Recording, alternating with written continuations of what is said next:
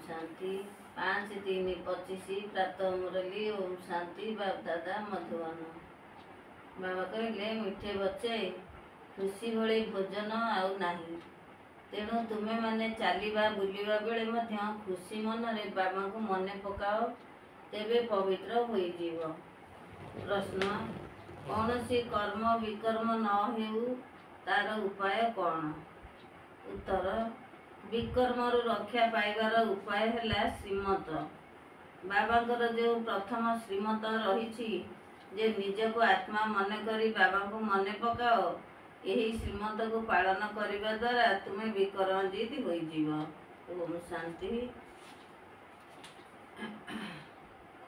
धारणा पाई मुख्य सारांश 1 रे निजर श्रेष्ठ भाग्य गढ़िया पाई दयाशील होई निजे भल भावरे पढ़िबा सहित अन्य मानकु मध्य पढ़ाइबाकु हेबो।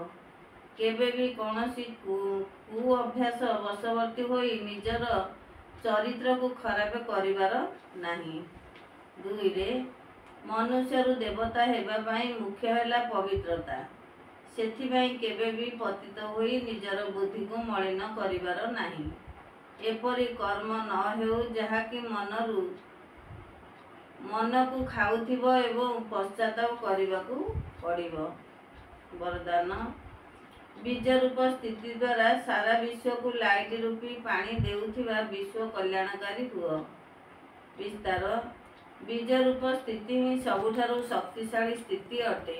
यही स्थिति लाइट हाउस अर्थात बती घर भली कार्य करिथाए। यही स्थिति आधार रे सारा विश्व रे लाइट अर्थात आलोक खेलाइबारे निमित्त हेउछ। जेपरि बीज आधार रे स्वतः ही सारा वृक्ष को पानी मिली जाए, सेहीपरि जेतबेले तुमे माने बीज रूप स्थिति रे स्थित होई जाउछ, सेतबेले सारा विश्व को लाइट रूपी पानी मिली जाउछि। किंतु सारा विश्व पर्यंत निजर आलोक विच्छुरित करिवा पाई विश्व कल्याणकारी शक्तिशाली स्थिति रे स्थित हेबा आवश्यक। एथिपाई लाइट हाउस हुआ साधारण बल्ब नुहे। प्रत्येक संकल्प रे स्मृति रहू जे मो विश्व कल्याणकारी, विश्व कल्याण हेउ। स्लोगान, सबु परिस्थिति रे निजे को खाप खुआई नेबार शक्ति ही हलचल परिस्थिति रे पास होइथि अनर अर्थात सम्मानर सहित उत्तीर्ण करिदेव। अव्यक्त इशारा, सत्यता एवं सभ्यता रूपी संस्कृति को आपणाओ। 5 रे परमात्मा प्रत्यक्षतार आधार सत्यता अटे। सत्यता द्वारा ही प्रत्यक्षता हेब। प्रथमतः निजर स्थितिर सत्यता, अन्यटी सेवार सत्यता। सत्यतार आधार है स्वच्छता एवं निर्भयता। यही दुईटी धारणार आधार रे सत्यता द्वारा परमात्मा प्रत्यक्षतार निमित्त हुआ। कौनसी भी प्रकारर अस्वच्छता अर्थात सामान्य टिके भी सत्यता स्वच्छतार अभाव रहिले कर्तव्यर सिद्धि होई पारिबो नाही। ओम शांति।